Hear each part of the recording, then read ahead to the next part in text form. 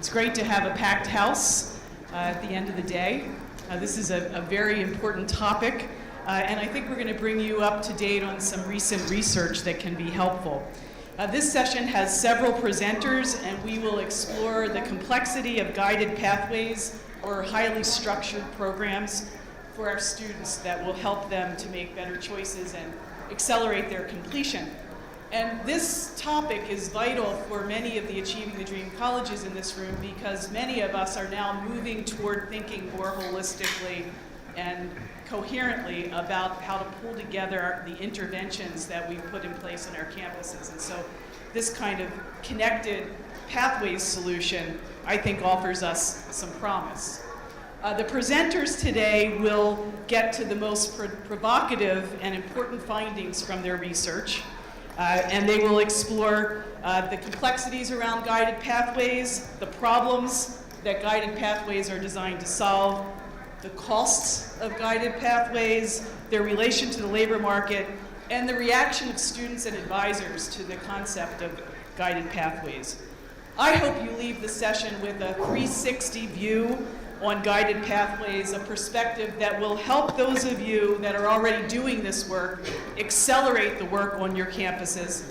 If you're thinking about starting this work, this session I think will help you to begin to anticipate some of the intended and unintended consequences that you'll face in implementation. And if you aren't thinking about guided pathways and are here out of just being curious, I think you'll hear about recent research, and I hope you'll be compelled to think more deeply about the pros and cons of moving in this direction. Our panelists are each going to offer about 5 minutes of perspective.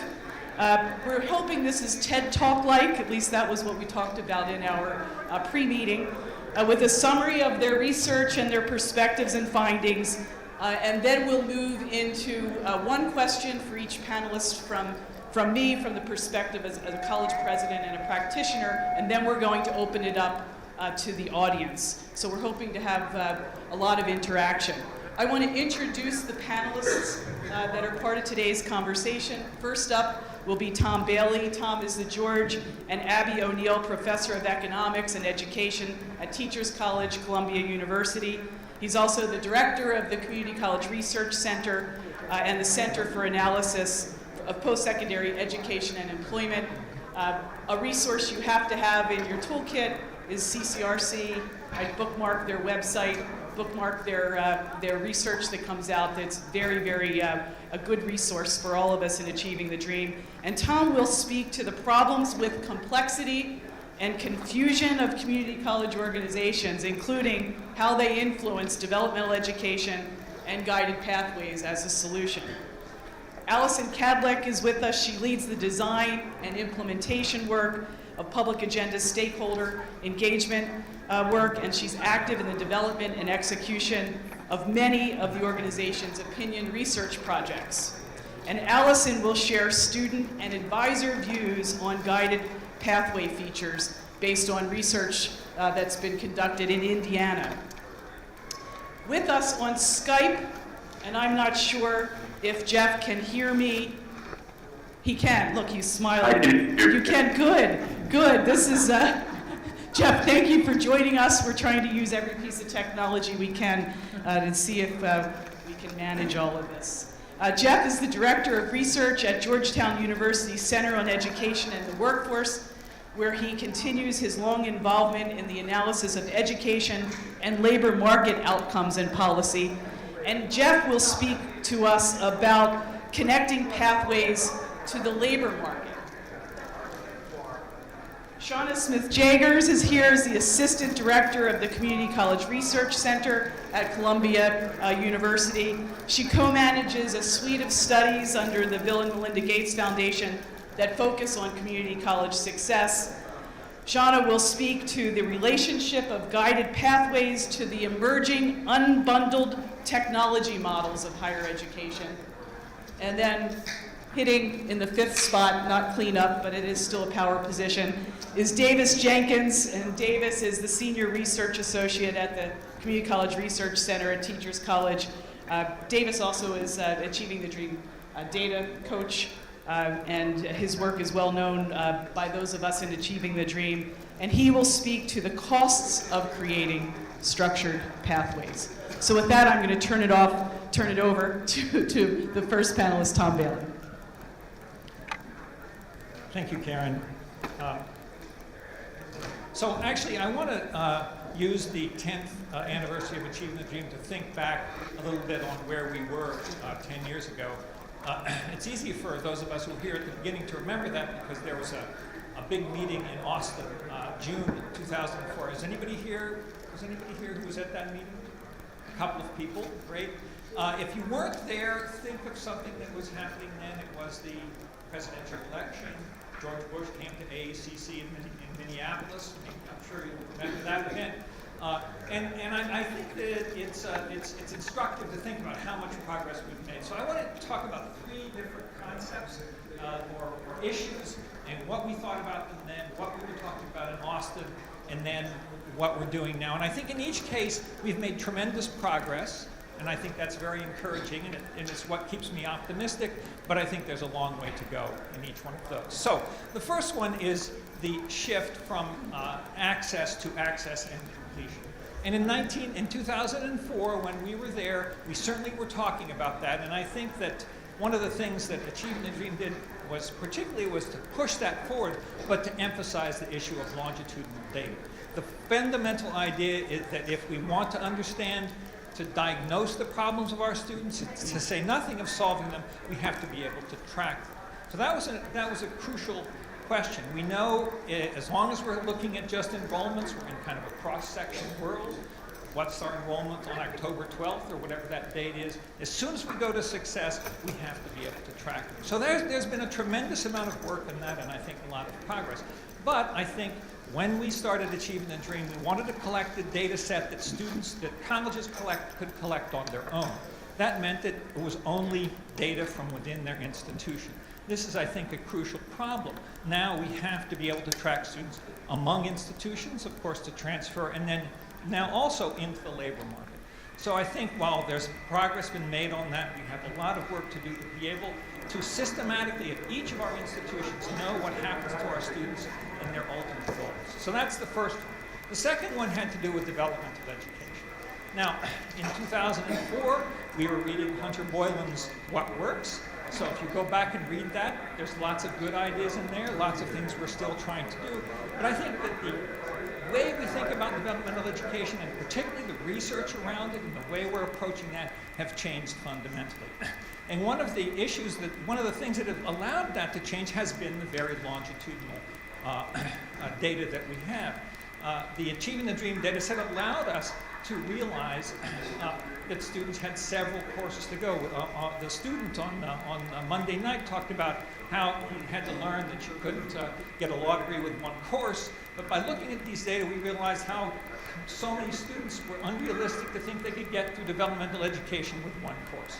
So we've realized that so many people lose their way in that, and that's led to research which supports the notions of acceleration, co-requisite models, and other types of things. So that's been, I think, a tremendous advantage in that. But our research has also shown that there are limitations to that.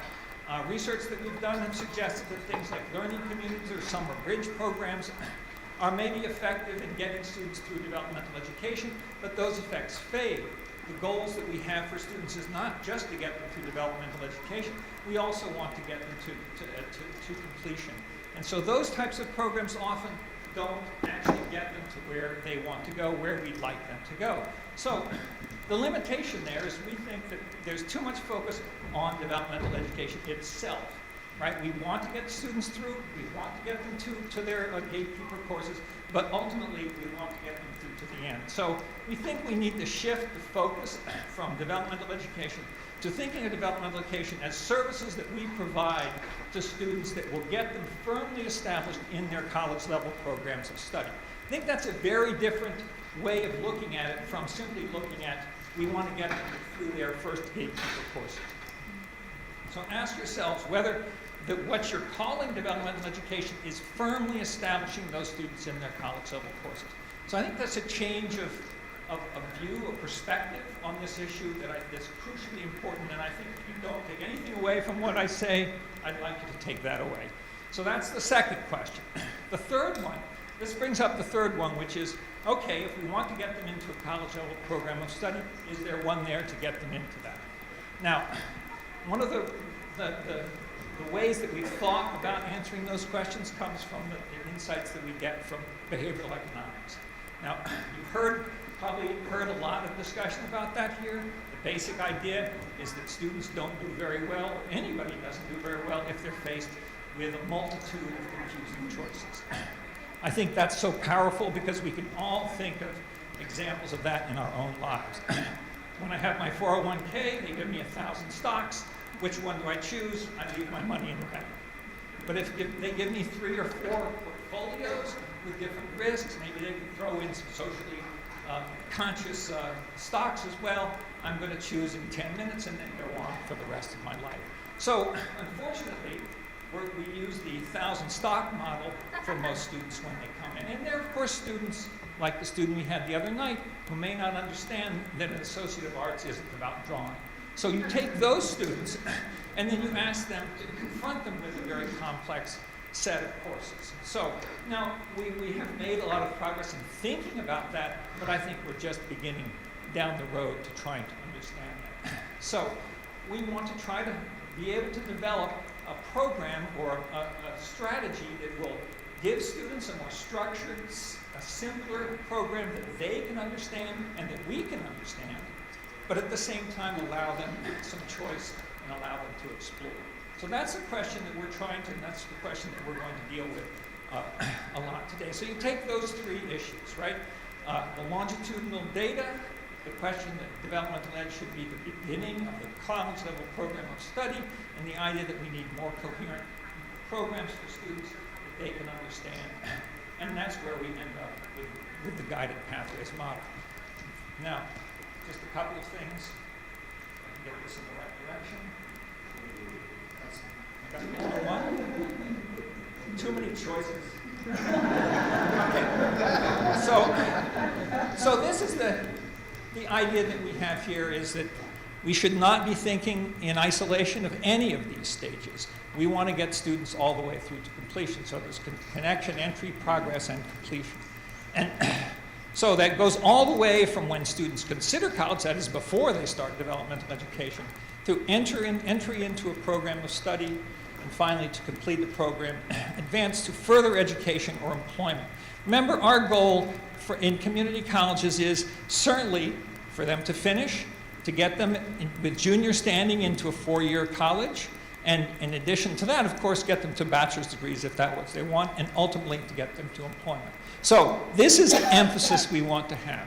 Think about any program that you have, how it fits into that. Do not think about that in isolation. So let me just give you some idea about the sorts of things that we think need to belong in a guided pathway model. And this chart shows you both the self-service, that is the status quo, or you can think of it as a cafeteria plan. Students arrive, they have many choices, they can choose from here and there, et cetera, then they leave. So first of all, the program paths are unclear. I've emphasized that. We'll talk more about that. There are too many choices.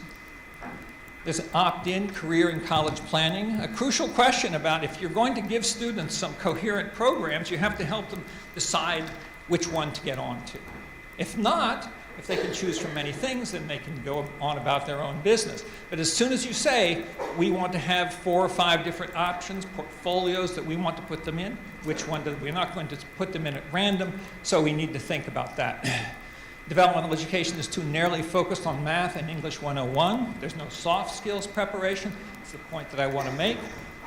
Yes, those are important, but think of all of the issues that students have when they come to our colleges. And the main service we provide them is preparation for these 2 courses. So there's a lot more that needs to be done.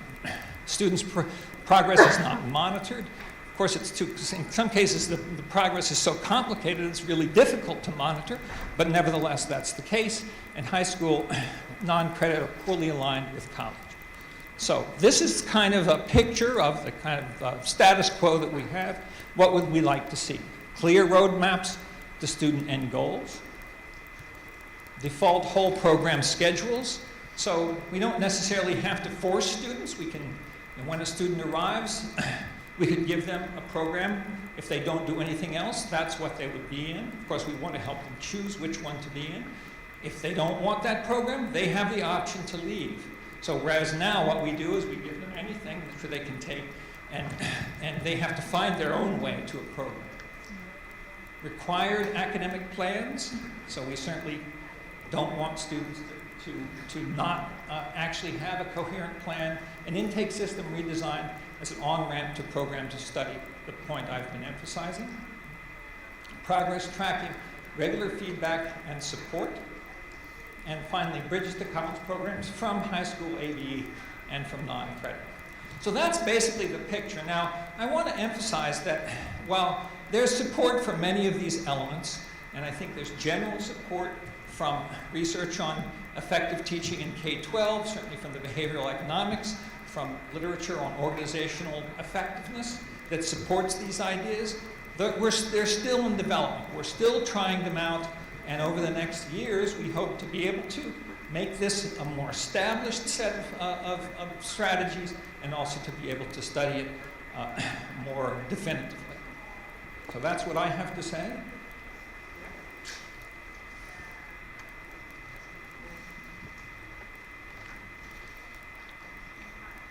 Hi, I'm Allison Cadler from Public Agenda. So building on what Tom is talking about, in order to understand the path toward guided pathways and to get some clarity about what's entailed in moving in that direction, it's really important to understand the views and experiences of those who are closest to these problems, and that's students.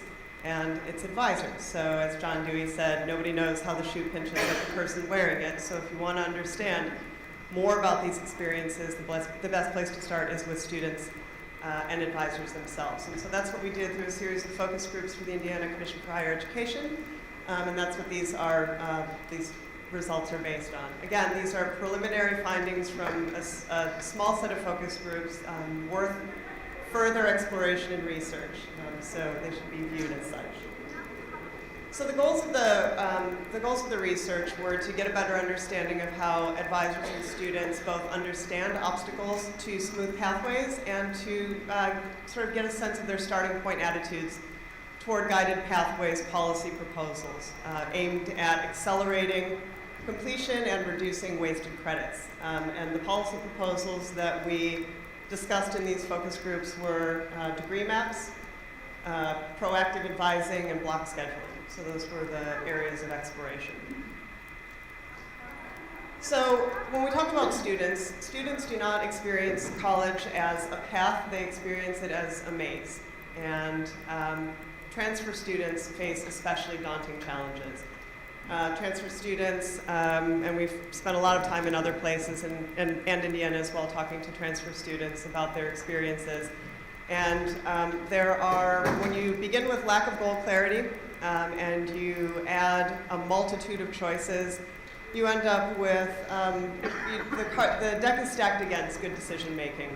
For transfer students, you add fragmented, complex, hard to access and navigate resources. You add advisors who are well-meaning but overloaded.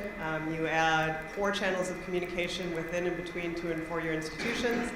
You add tensions between professional advisors and general advisors. You add advisors with enormous caseloads. And you have a recipe for a lot of wasted time and a lot of wasted money. So that is the starting point for when we talk to students and advisors about where they are right now. So as we talk about the reactions to policy proposals, this was very interesting because a lot of these ideas, while they make some sense, intuitive sense, and while there is a research base largely outside of, but also inside of higher ed, around these kinds of ideas, it's really interesting to watch people begin to grapple with what these things mean for them.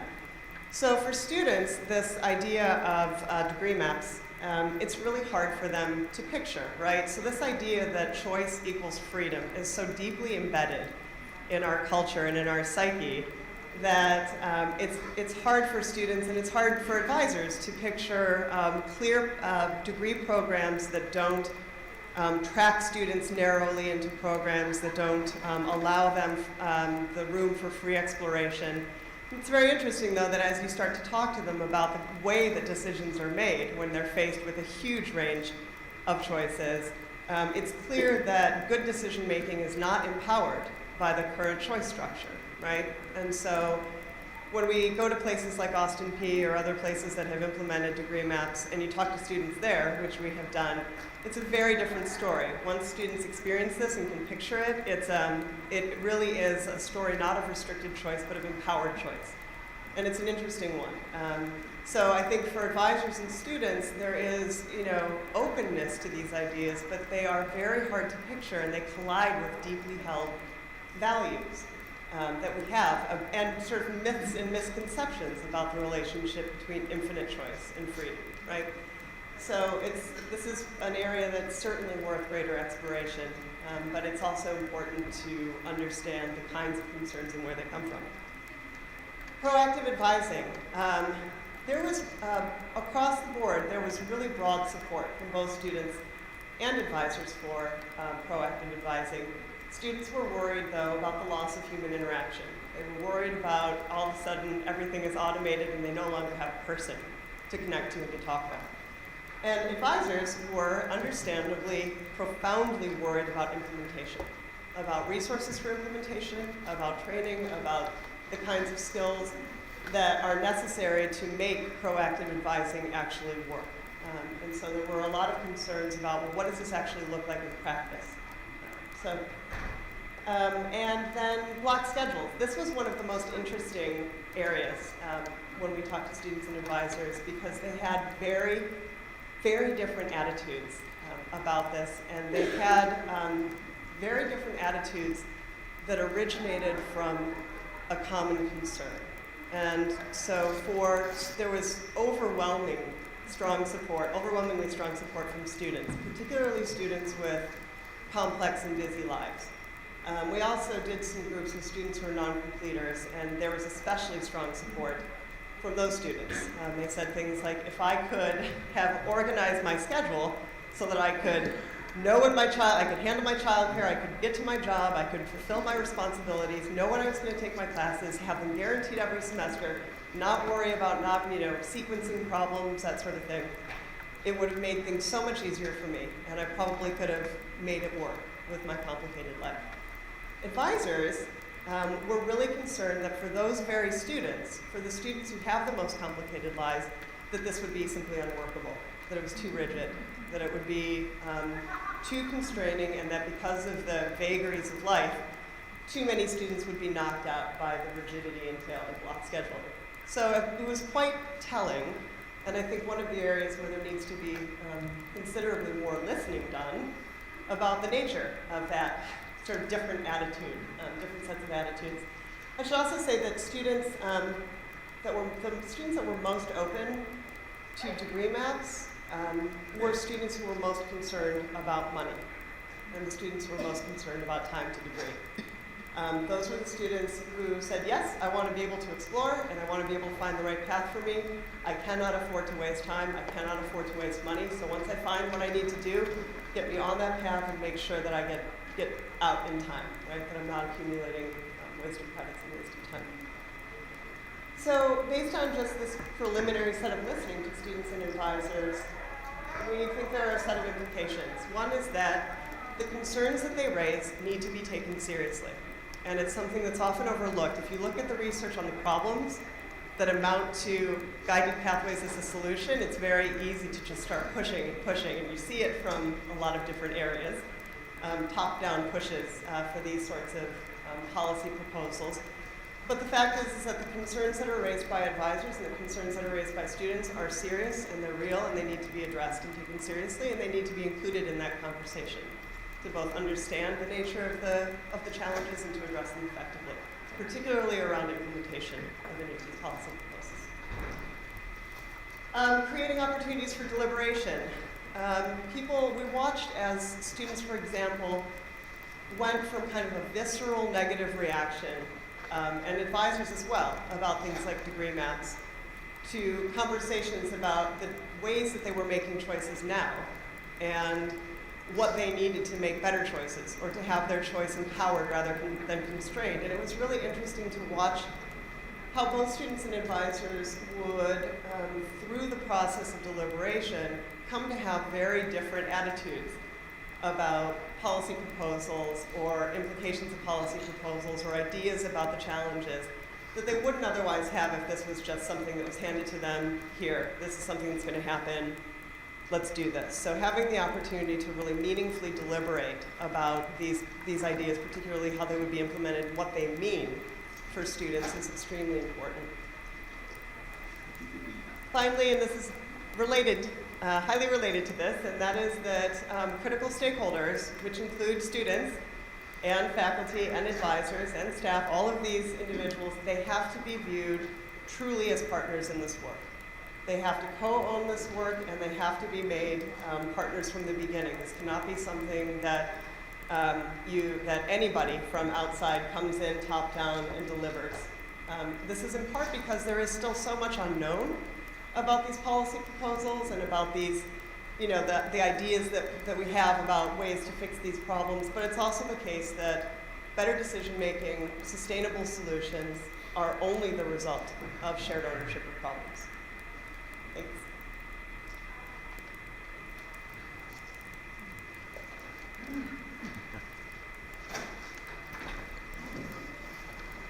Okay, let me know when I'm on screen here.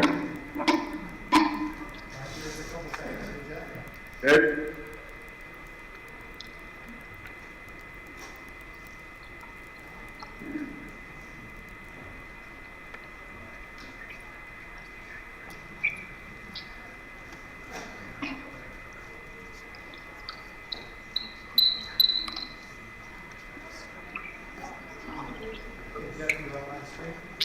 Okay. Well, I can't see anybody, but I want to thank you all for having me here. It's a great opportunity. We're great supporters of Achieving the Dream and your hard work.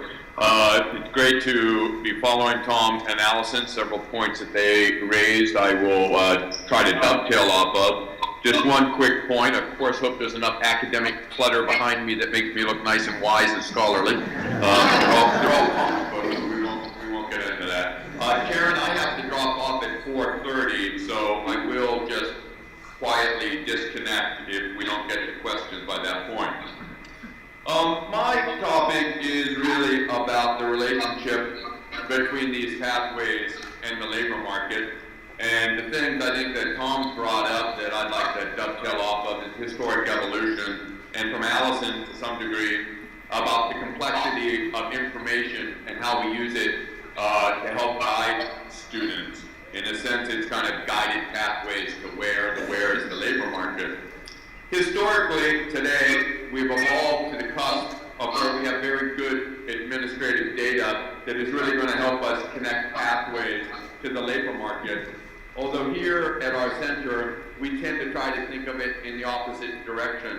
How do we map empirical outcomes from the labor market back to the education system? Recently, I've been doing work where I'm looking at sort of destinational density by 6-digit occupational code, and it's fairly, eye-opening the amount of variation where a degree will take you. And I think this is very important information. But as we look at it and dive beneath the surface, we also realize that major matters on where you go. It's sort of the key to the door of opportunity in certain job clusters of which have a shared competency, knowledge, skill basis. So it's very important to sort of take a look at that. And this brings me to the idea of how it is labor market information is currently being used to begin to create what is being called consumer information or information for counting about where people should go. I think we always need to start and remind ourselves repeatedly that using labor market information as it's currently being used, which is here is a high earning and here is a low earning occupation, tend sometimes to forget that this needs to be student-centered, to help students align what they think their interests are, which gets us back to majors and where it leads them. And it's extremely important. I'll just throw out two numbers for the audience. If we look at the lifetime earnings of associate degree holders, the inner quartile range between the bottom 25th and the top 75th is about $1.3 million. When we look at the motion towards using, first year and fifth year earnings by major, field of study, and all this, most people really believe they won't make the median earnings. They really believe that they're going to make the P75, they're going to be in the top half, not the bottom half of the distribution. Which really then brings me to the fact, as I see it, with the growth of consumer information linked with wage record data, that we need to really focus much more on informational literacy. How do we talk to students about the fact that you really won't make the median earnings? You might make above, you might make below, but there's a risk factor associated with that. How do we talk to students about the use of projections data to understand the difference between a high growth and a low growth interest, and combine that back with the student's interest on what it is that they want to do? I think this is an extremely important point.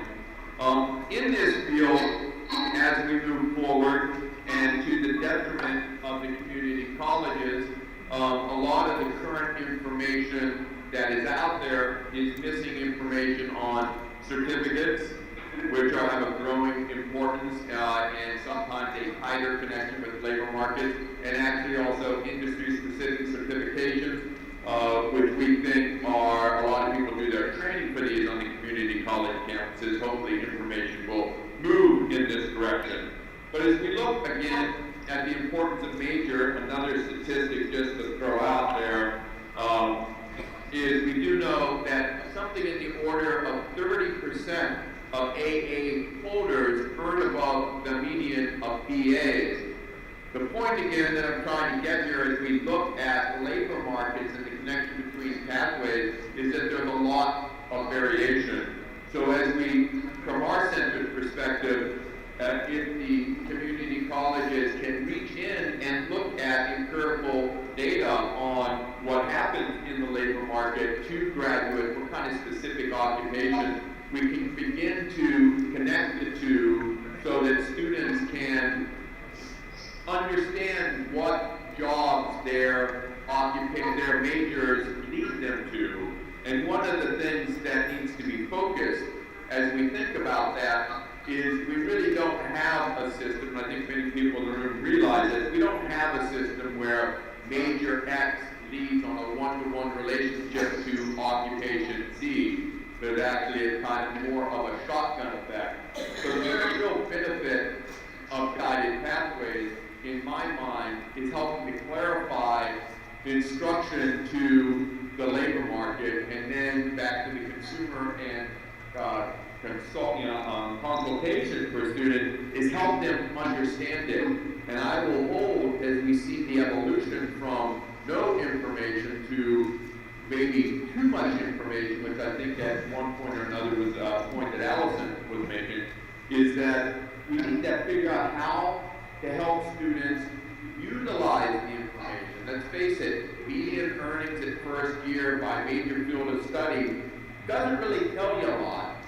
And as we dive deeper into these informational sets that are really taking off on a state-by-state basis, we really have to remember that they do not contain occupational data. It's up to researchers like Tom and his group who do such great work at CCRC to remind people that there's an occupational destination. And I think that's a real important part of talking about guided pathways as they link to the labor market outcomes, is from the labor market side, is what type of job clusters do they take people to, what kind of earnings potential variation in earnings, which is often left out of the conversation, and then you know, the fact that people do churn and move between jobs, and so what does that mean? Do they stay within a cluster? Does it enter the guided pathway?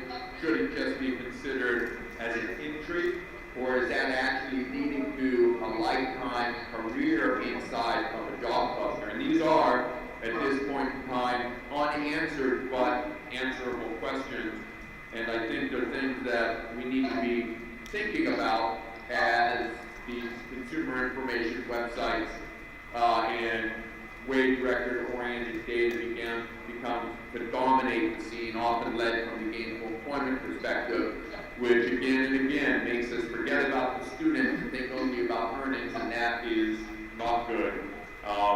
So with that, I will keep it nice and short, and if there's time for questions, I will I'll answer what I can, but thank you very much.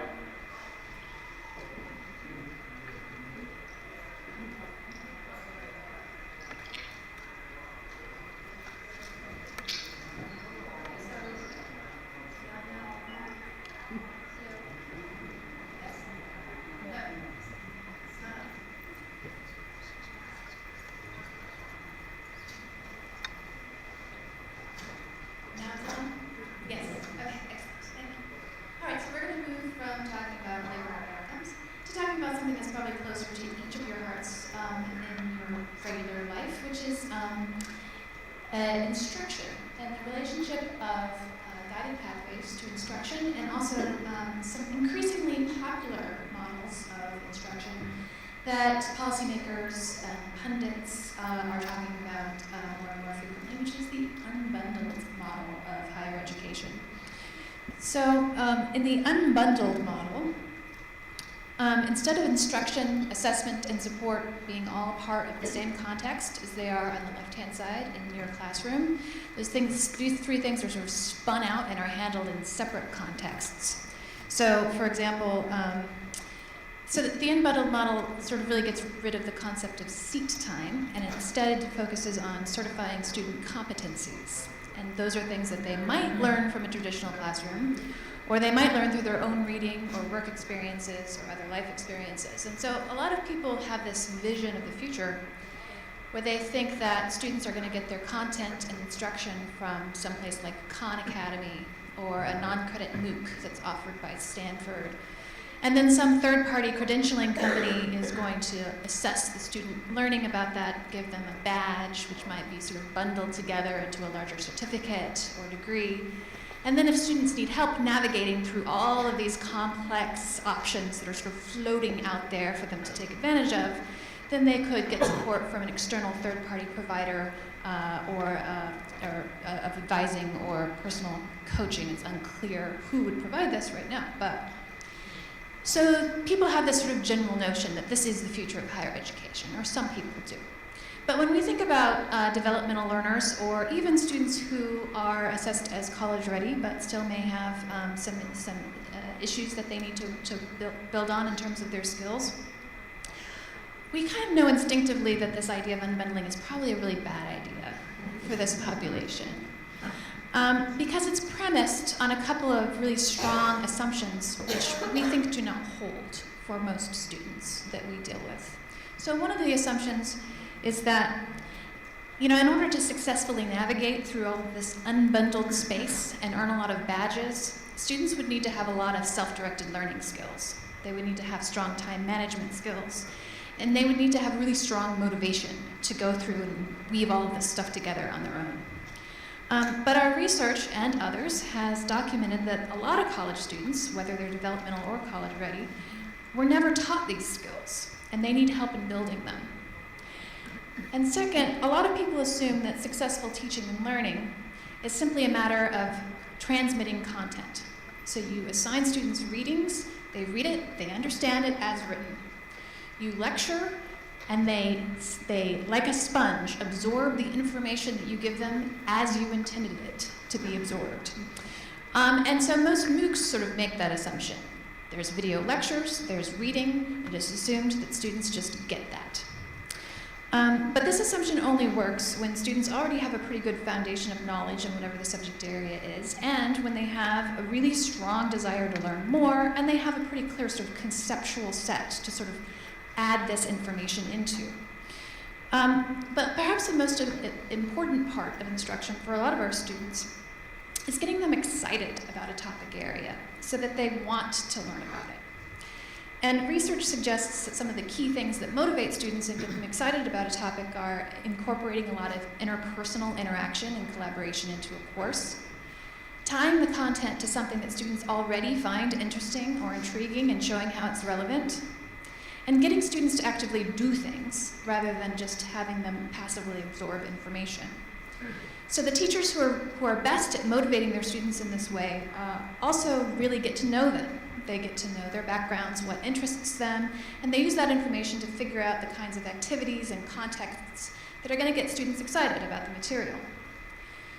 But the unbundled model can only achieve its flexibility and its low cost by removing the teacher who really knows you from the equation and replacing her with video lectures or automated instructional software, and by removing the face-to-face interaction and collaboration and replacing that with bulletin boards or other sort of computer-mediated interaction with other students.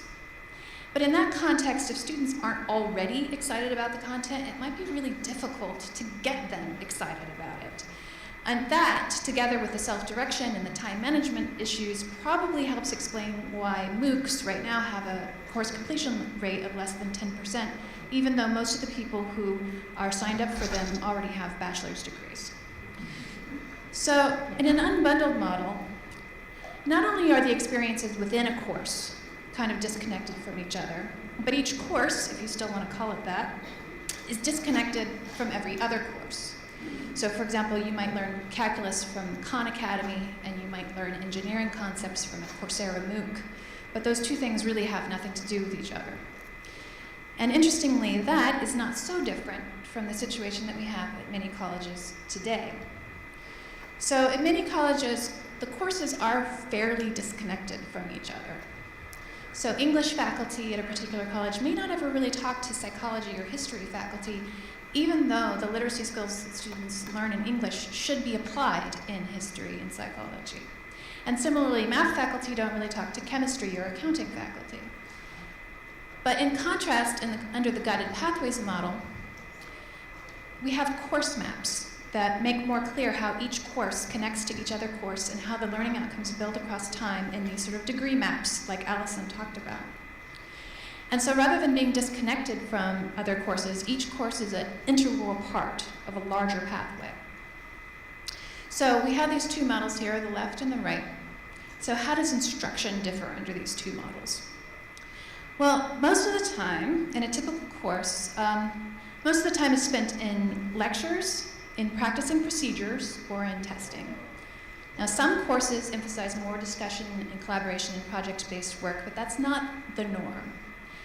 And the reason for that is because most of us still, somewhere inside, intrinsically believe that the purpose of a course is to dispense information, and the time spent in collaboration and project-based work takes away from the time that we have to dispense information. And we feel like, I can't cover all this content, I can't get to it if I have the students be spending, a half hour in discussion. So I'm not sure how I can fit that in. But in contrast, the Guided Pathways model sees the purpose of the course is not giving information to the students, but rather building the students' thinking and learning skills in that particular discipline. So for example, if it's a history course, rather than teaching them specific historical facts, we're thinking about how do I teach them how to think like a historian so that they can uncover those facts. And collaboration and discussion and project-based work are much better at pushing forward those kinds of learning goals. So at the end of a typical course, we also certify whether students have absorbed the information by testing them, and that's how a MOOC does its assessment, multiple choice testing at the end. Now, if all students have done is memorize content that we provided to them, they can take the test and pass it, and then completely forget about it. But under the Guided Pathways model, we're more concerned about whether students have built the skills that they need to do well in the next set of courses that they're going to take. And so in order to assess that, we might have some testing. There might be some really key concrete facts that we know that they must have in order to move on. But in order to to identify whether they have the sort of more subtle set of skills that we feel that they need to move on, we usually tend to assign a paper or a project to try to assess that. So we're not necessarily assessing facts and procedures that students can memorize and forget tomorrow. We're trying to make sure that we're assessing skills that should have become part of the student's permanent foundation, intellectual foundation, that other courses can build on. And then finally, in a typical course, if a student doesn't do very well, we might say, well, that student wasn't very directed. They didn't have a lot of motivation. They missed class a lot when they were here. He was on his cell phone. And we don't really think that's our responsibility to delve into why the student didn't seem very directed and motivated and to help him start to build those characteristics. Instead, we sort of consider that more of a non-academic problem. We might refer that student to an advisor. We consider that something that it should be addressed in a different part of the college. It's unbundled from us and our responsibility and what we're supposed to do. But in the guided pathways model, we sort of explicitly build into the curriculum techniques and activities that help students build the self-direction, the motivation, and the other academic skills that they need in their subsequent courses. Oh, and then last, in a typical college, we're often most concerned about getting students through our own course. And that makes sense, because if a student does well in my course and then moves on to a next course and does poorly in that course, I actually don't have any way of knowing that. I don't have any way to judge if what I'm teaching in my course is or is not helping them in the next course in the sequence. And it could be that the instructor in that next course is terrible, and that's why they did poorly. And so I don't have any control over that. I can only just focus on my own course and what I have control over. But in contrast, in the guided pathways model, the faculty would be more concerned about cohesive learning across the program. So English and psychology faculty would talk together about, okay, what literacy skills does a psychology major need? And which of those skills do we start building in introductory composition? And how do we build on those in introductory psychology? And faculty would talk about how they can work together across courses in a program to make sure that they're building the self-direction, the time management, and self-motivation accruing as we go along across time. And if the instructor in the course after yours was truly terrible, rather than being left to be terrible alone, that person would have support and encouragement from other faculty to think about, okay, well, here's some ideas about things that you could do that might be more effective with your students. So most colleges do not have a guided pathways model, so you might be not sure how you could implement this approach to instruction in your own classroom, but we have seen people do it. We've observed a lot of developmental classrooms, and what we have seen in the ones that most closely match the model on the right, when observers see things like this, they tend to describe what they see as an increased level of rigor in the classroom. So in these rigorous classrooms that we've observed, we see instructors do three things. One is that they align the content of the course with college-level expectations. So for example, Katie is here from Chabot College. At that college, developmental English students practice the same assignments that they would receive in college-level English. And the instructor's job is to provide them with targeted feedback and additional instruction to help them do well on those assignments. So for example, an instructor might not teach grammar as a separate topic, but instead teach specific aspects of grammar that are needed in order to complete the assignment at hand. And similarly, Baltimore County's ALP program provides just-in-time support for the assignments that students are struggling with in their college-level English courses. Another way to think about alignment is contextualizing the course content to college-level courses in the student's field, which is something that the student is already interested in, trying to link it to that and show them how it's useful for something that they care about. So for example, nursing students could learn key math concepts in the context of actual nursing tasks instead of as sort of isolated tasks and procedures. And then second, rigorous instructors consistently provide students with opportunities to construct knowledge, to actively figure something out, rather than being passively told about it. So for example, in one developmental English course that we observed, the students were asked to read a chapter from a nonfiction text, a regular, like popular text about social class. And then the instructor divided them into small groups and asked them to discuss conceptual questions. So she said, can you explain what the author means that many people believe that higher education is the great equalizer? Do you think the author believes that? And do you think that higher education is the great equalizer. So this was a really difficult task for a lot of students because the text had a high reading level, addressed complex issues, and it was going to stretch their intellectual capacities to answer these questions. But the rigorous instructors thought about how to make this struggle a positive part of the learning process to help students feel motivated and exhilarated by the struggle instead of defeated by it.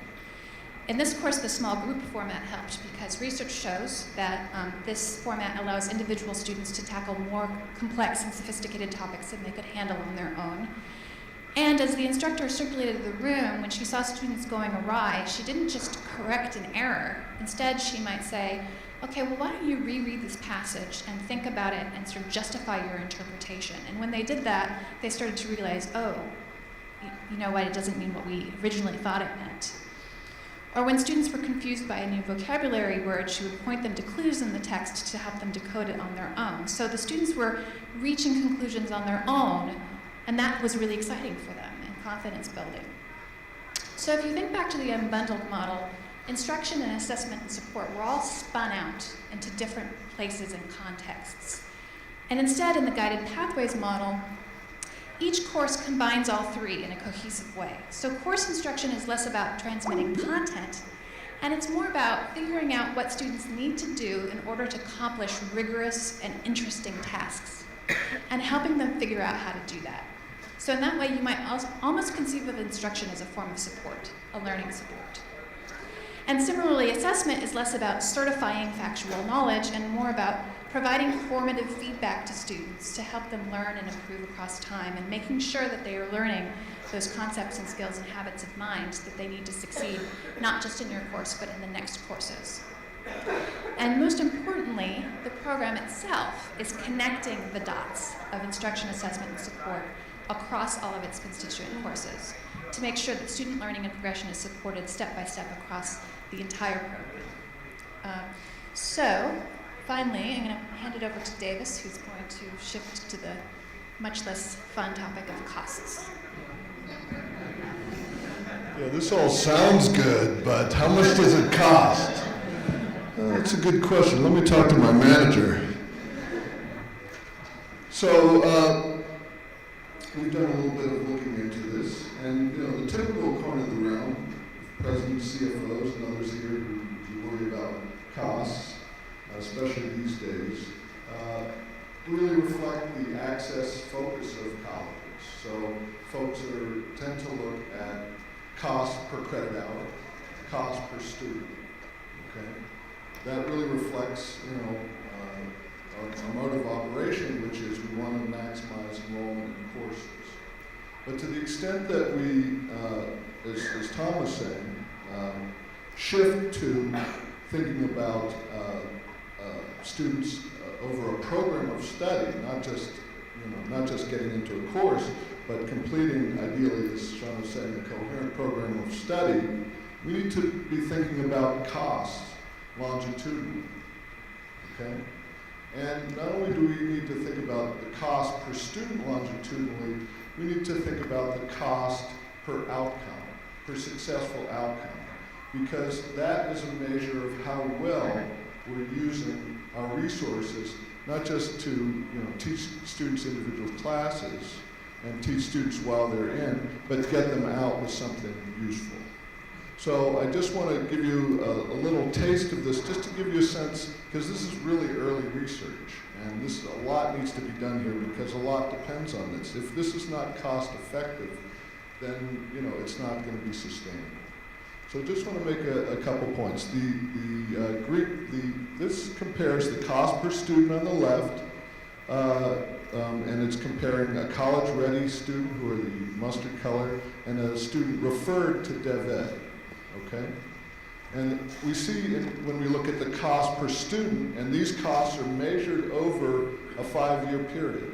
So this adds up anytime the student attended the college, this is for a particular college, their costs, both instructional costs and non-instructional, were added up, okay? And then divided by the number of students. So when we look at this, we see that from a cost per student basis, college-ready students who are more likely to succeed are twice as expensive as DevEd students. And the reason is because they're more likely to succeed. They're more likely to persist, and therefore they're more likely to take more courses and use more services, and therefore cost more. So this seems like a simple idea, pretty obvious, but in a lot of the discussion about cost and efficiency, this hasn't been really taken into account. Then when we look at cost per completion, per successful outcome, and by the way, this includes not just completion of any kind of credential, but transfer to a four-year institution. We give colleges proportional credit for students who transfer, and we give them credit for the courses in college-level courses. We see a sort of a different situation where the cost per completion, the efficiency for college-ready students is actually higher. In other words, the cost per student is lower, therefore the efficiency is higher for the college-ready student than for the developmental student. And this is because more developmental students drop out, and it costs more money to get students who are not prepared through to a successful outcome, completion of a credential or successful transfer. So we've done some simulations looking at the effects of guided pathways. The idea is to, accelerate the rate at which students go through, and more students are successful moving along these programs of study. And we find that, at least in our simulations, they do improve outcomes. They do improve completion rates. Although we also find that you can't just work at the front end, you've got to work across, as Tom was saying, the full experience of the student. You can't just work up front at Dev Ed because you'll never get the kinds of returns that you want. You've got to work, all across, including in the program level. But at the same time, not surprising, the spending per student, the cost per student goes up because more students are being retained and therefore, incur more costs. The good news is that the efficiency, our efficiency with which we use the resources improves. But the problem, I guess, is that still our general focus and the way colleges are funded, especially by states, is very much focused on cost per student. And I'll just end by saying my colleague Clyde Belfield has looked at trends over time, and indeed community colleges, unlike any other sector, have become more efficient. You guys have reduced the cost per completion, but you've done so using methods that hurt completion rates, using more adjunct professors, using increasing class sizes, and moving more to more exclusive use of online. All of which, at least research shows, probably hurts completion and probably hurts quality as well. So the bottom line in this is that we need to, just as Tom was suggesting, we need to reframe our thinking from access to access and success. We need to be thinking beyond cost per student, which is important, but we really want to think about how can we improve the cost per successful completion, and we have to get across to the policymakers the point who believe that we can just keep cutting costs and produce successful outcomes, that's not a good use of our money. And we need to think of this not only longitudinally, but more in terms of an investment.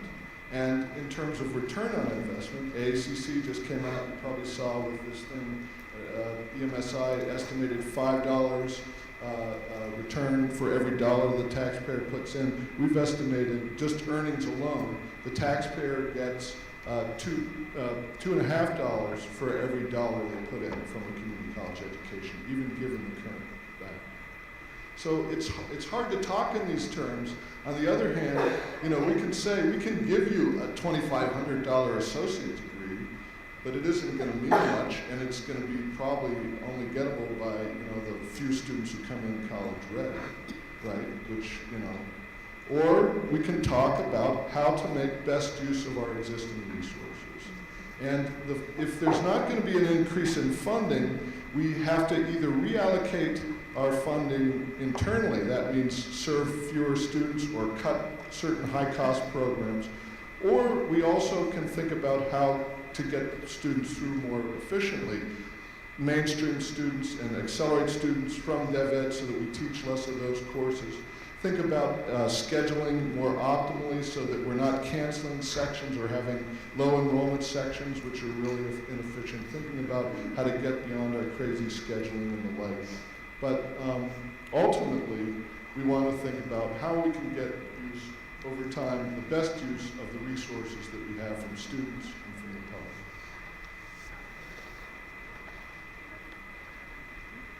Thank you, Davis. I'm going to kick it off with a question, and then we'll hand it off, I think, to the audience. And I guess I'm going to direct the question to all of the panelists, because coming out of and I changed up my questions after Davis's last presentation there. I'm just going to throw that away. After the lunch session, where we were really challenged about equity on our campuses and equitable outcomes, I wonder from each of the panelists how moving to this type of strategy, this comprehensive reform strategy, the guided pathways strategy, will help us to get to that outcome. My fear as a college president is that some of the strategies that it would take to do this, Davis, would potentially shut out the very students that we know we are here to serve. So I just wanted your initial reaction to that, and within the context of the presentations that you gave. And I'm assuming Jeff is no longer with us, because my question to Jeff was, how do we get to the data we need to find out about the value of certificates and other certifications? But I guess that's a whole different question. Well, I think that the situation now relies more on individuals being able to do these things on their own. So they have to be self-motivated, they have to be able to find out more information themselves. Everybody isn't as charismatic and self-reliant as the student we heard the other night, who went out and found and got other people to be his champion and found that information. If everybody were like that, I think our job would be easier. So in fact, it seems to me that these types of students that now don't do well are exactly the ones who are hurt by the kind of disorganized system that really relies on them doing it. I mean, Shauna's work on online education shows that the students who do worse in regular classes do even worse in online education. I think that this is if we can do this, this is a way, in fact, to address that problem. I mean, as Davis says, the types of cost cutting that we have, right, using adjuncts, larger classes, more online education, those are exactly the things that are hurting those students. So I think while this is difficult, this, I think, is in fact a way to address those issues.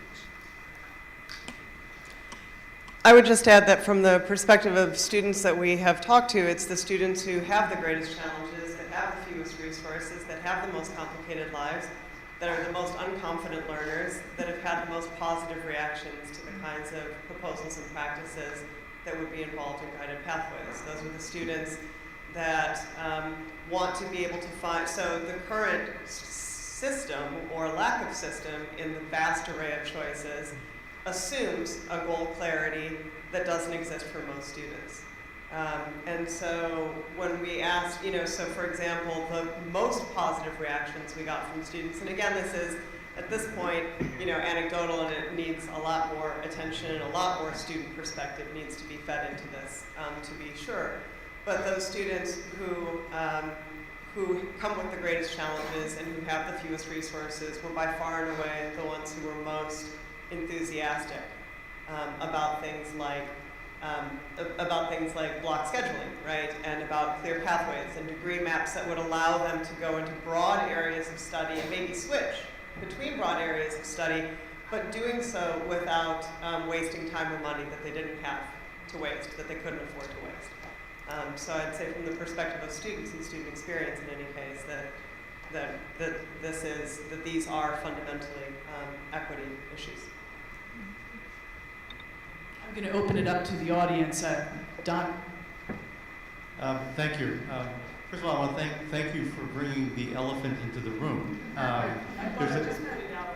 There's a huge elephant, and that is for administrators and everyone else who wants to improve education. Cost is a relevant discussion topic. And one of the issues that I think we face is how to develop comparisons of effective approaches to cost. For example, in a business situation, we would be talking about fixed versus variable costs. We'd be talking about which programs, have generally high fixed costs versus variable costs. I guess what I want to ask the panel is, how do you see us approaching that? Because for us to develop processes that allow a student to graduate with lower debt, we're going to have to address that elephant. And how are we going to start carving it up?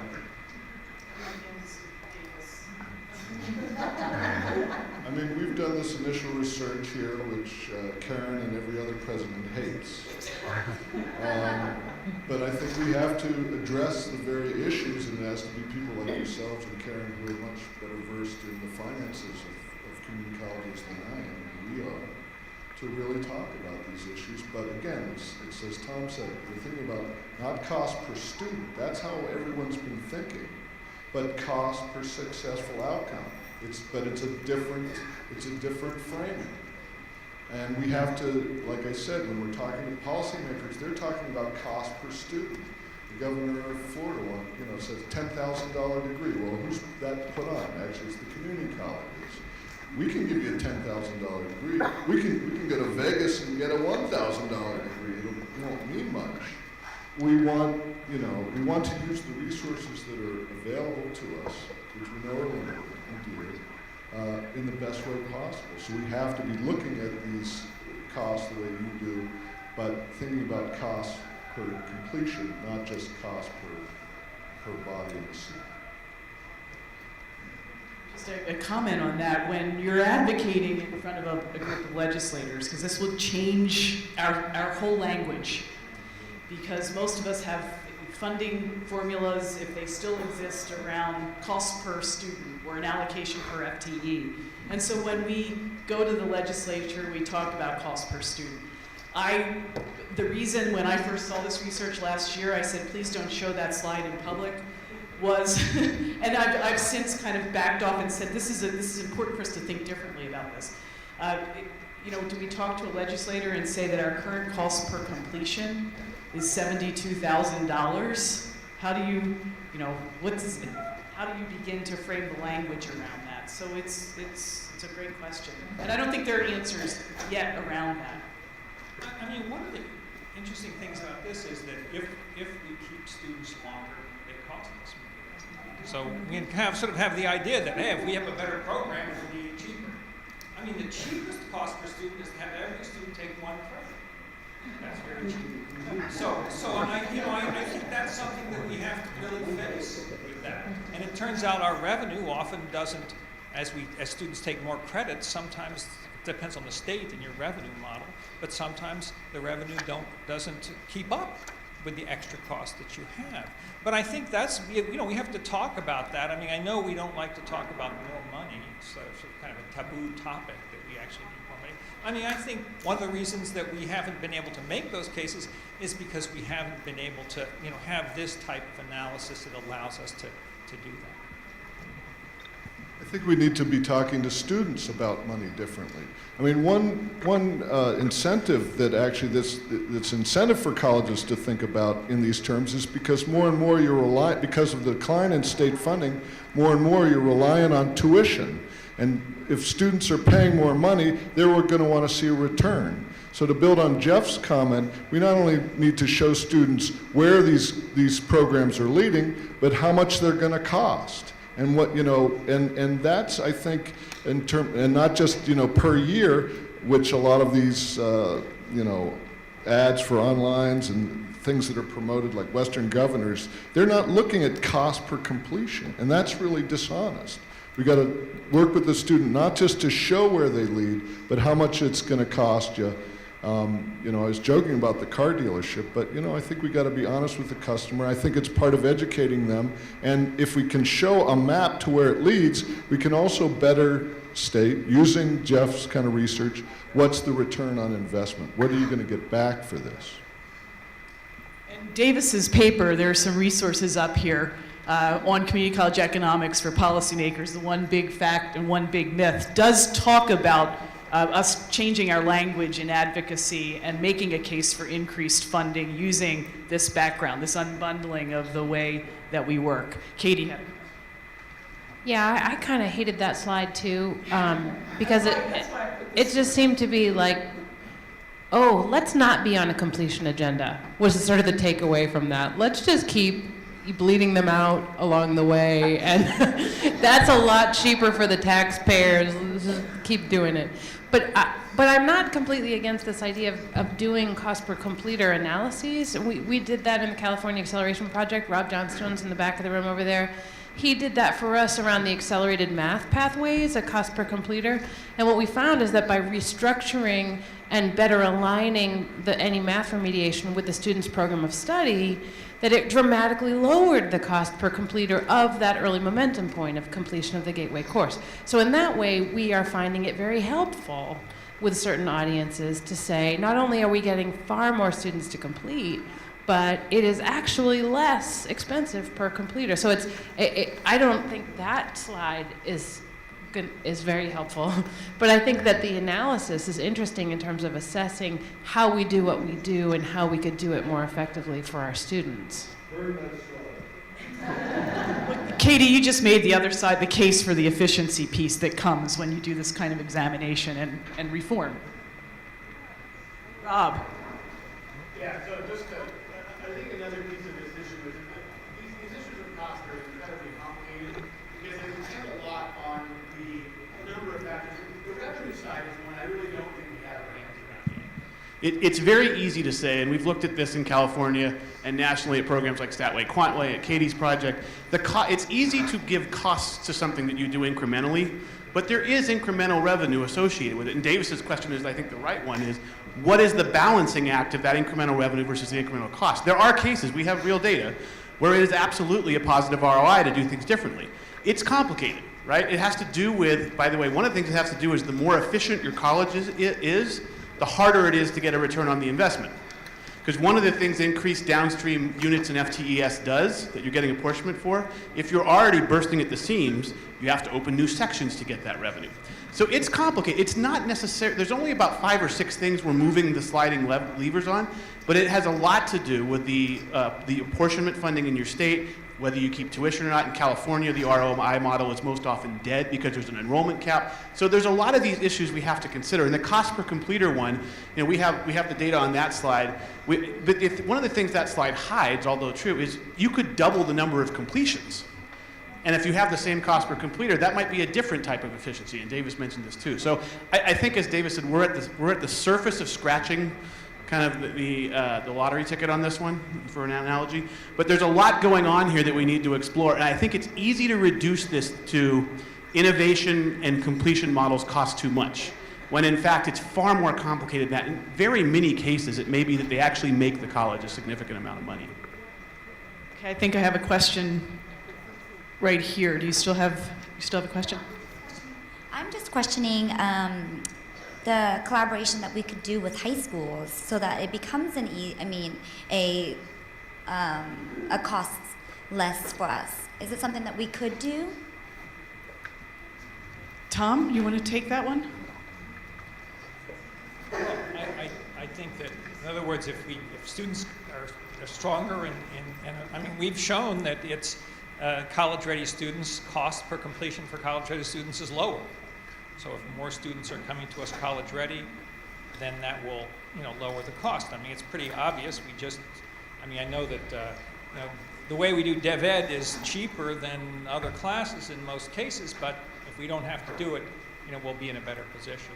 So I think that goes with the whole notion of thinking about the whole pathway. And we didn't talk much about, reaching back to the high school, but that's really part of that pathway as well. Question over here.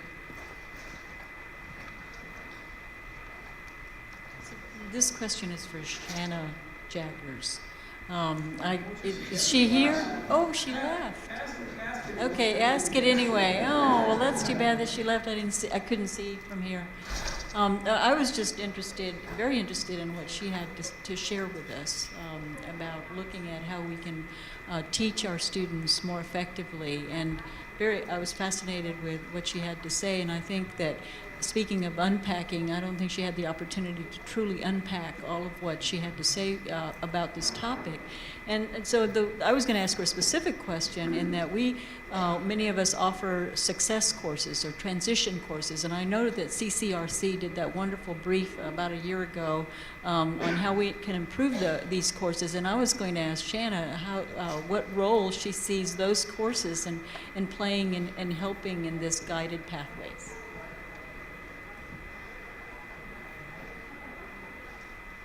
I think that of course, there are many there's lots of student success courses, and they're very different. I'm not sure what Shanna would say, but I think that for us, I talked about, what are the services that we provide to students to get them firmly established in a program of study, and certainly, student success courses are going to be part of that. Now, there's a lot, if you've read that brief, I mean, typically they try to do too many things, one credit courses and with 25 different objectives, so you have 15 minutes for each one. That's probably not a very good way to do that.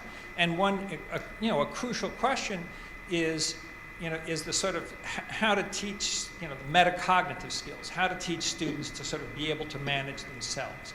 Now, the kind of guided pathway notion says that, we can't expect students to be really sophisticated about guiding themselves and figuring out what to do. So we want to make it easier for them by providing more structure, simple ideas, etc. But at the same time, we can't structure away all of the issues, all of the complications, and all of the decisions. So we have to use those courses to try, I think, particularly to emphasize those skills, and we don't do that very much now. And what we try to do, as I said, tends to be, much too superficial. In reading and reacting to the early research on the student success courses that Shanna did, one of my takeaways was, first of all, those courses have a short-term gain, so that it goes away, the effect goes away over a period of time. And we talked a lot about threading the experiences that are part of the student success course throughout the student's experience, which I think builds into that pathway map that she had up on the screen. If we really thought intentionally about how we would do that in the design of the pathway. So I think that's an important piece of that. So I'll question back here.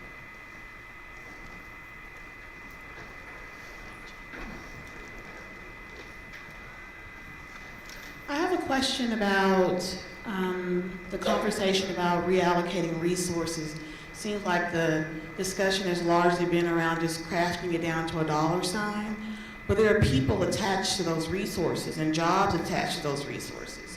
Now me, you come where I am, I'm fine with, I understand the efficiency part, but was there conversation in the focus groups around what's been gathered so far in exploring the reallocation of resources as it relates to understanding that the resources may be disproportionately in an area when they need to be in another area, and there's jobs and people attached to those resources. So in reallocating resources, you might have to reallocate people and jobs, and people may be no longer qualified to do the work that's necessary to implement this model. I'm just wondering if there was discussion about that. I'm going to give that one to Davis, although I might give a reaction after Davis does. No, you go first. Fundamental to creating these pathways is engaging folks, as Allison said in an earlier presentation, on the front line. And going in there with the understanding that we're going to take the people that we have. I mean, for example, Miami-Dade is undertaking a reform along these lines. The union was very much concerned about this, because accelerating accelerating students through DevEd, many of their DevEd teachers are taught by teachers who don't have masters in English or math, and therefore could not teach Math 101, just as an example. And then, by the way, creating these pathways means that some courses are going to be on the default pathway and others not. And that could be my course that on, the history of sexuality in the community college that, that I love. That I love, that's my life, my blood, my passion, and it's not on the list because, the university doesn't accept it for transfer classes. So the point is that creating these pathways doesn't work unless you engage folks in figuring out how, what is the path for students to success, and how can we use the resources we have, financial and then human, obviously, to achieve those outcomes.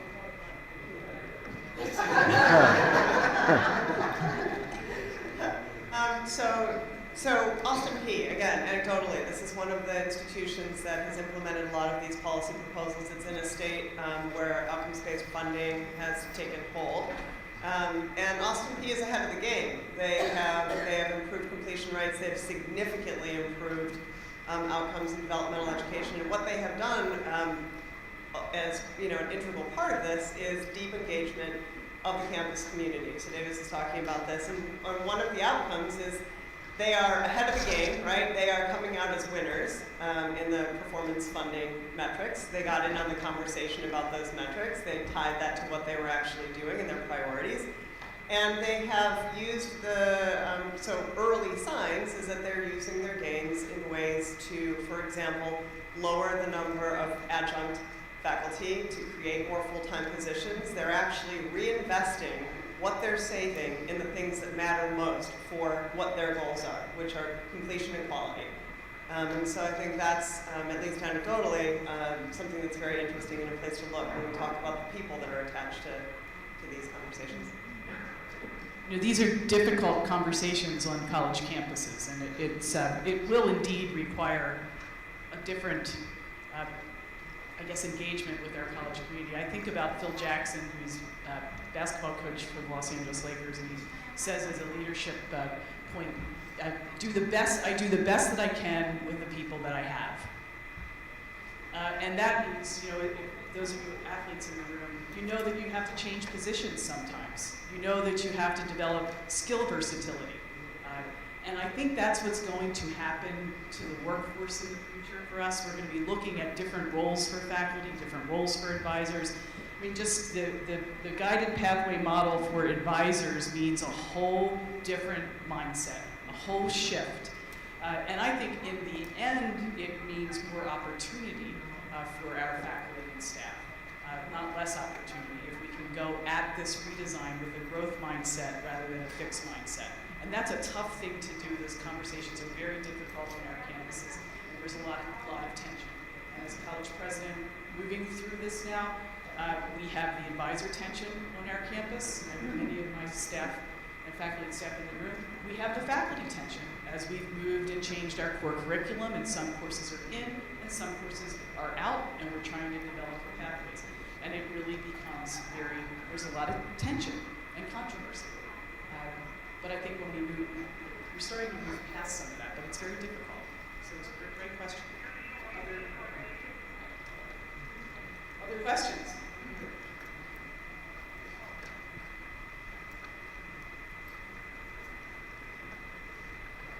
I guess my question in regards to this would be if we're moving in the direction of completion, my question would be, would that affect who you would be admitting? And would that mean that now we're looking for this boxed kind of a student so that the goals would be reached and the completion happens in order to reach our goals? That would be something. Davis. I guess, this is obviously an issue. One way to reason its completion. I'm sure, at the same time, that means you'll have fewer students. I think that what it is we're trying to do is trying to develop a way of organizing the college, its intake system, the way that it does teaching, the way that it does advising, that is going to make every student more successful. So I think those are always issues, and of course we bring up, if there's a performance-based funding, et cetera, it's always difficult to kind of deal with the different characteristics of students when they come in to design those systems, and so that's always an issue. But I guess once I just repeat what I've said, which is that, those types of students that we're worried about excluding under this system are the ones that are going to be helped the most by the things that we're talking about. And they're also the students that are being failed most consistently now. So I was in a session yesterday led by folks from Arkansas, and actually I see one of them here. So Mike Leach, if I botch this, you have to fix it. But one of the things, so a college president told a story of that any student who applied who had received an ACT score lower than 13 would not be admitted to the college, right? And that could be viewed as constraining access, right? But the fact is that the student with less than a 13 had a 0% chance of successfully completing remediation, right? So they created a system in which they were able to get those students onboarded. The Pell clock didn't start ticking. They preserved their resources. They were able to get them on. They had them, it sounds like they were essentially kind of admitted, but hold on, let's get you ready and then get you in the door so that when your 24 semesters of aid starts ticking, you're actually ready to succeed. So that this, and they actually had to change the law in the state to make it possible to do this. But the results have been for the students that we have the greatest concerns for with respect to access and completion, those are the students that have been best served. Is that correct, or did I totally screw that up? All right. We have time for one more question, and I'm going to come over this way. Okay. I saw you've had your hand up very high, so I have high expectations for this question. All right. Well, I'm sure that in research you've looked at for-profit schools because they do take the most vulnerable students because they do the packaging and the very narrow pathway. And, urban myth, college myth is that they don't graduate students, but they give them heavy debt, and they're very vulnerable. And some of them avoid the testing that we do. All that placement testing does not occur in the for-profit schools. So that is one of those places where our students are going to end up because they really package these people and they have wraparound services. And have you looked at that?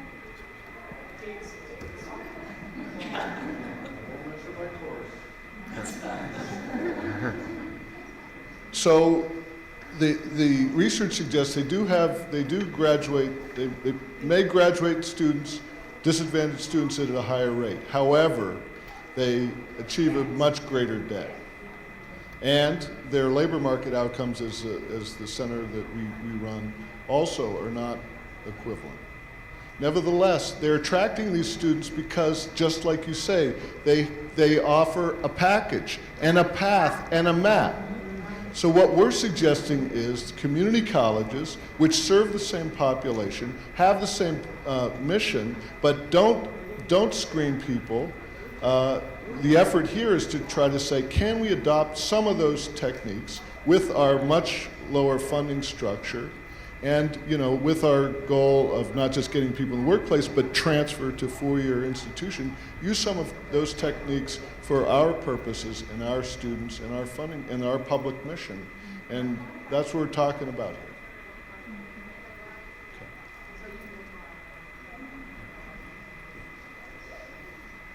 Well, please join me in giving a round of applause to our panelists. Thank you.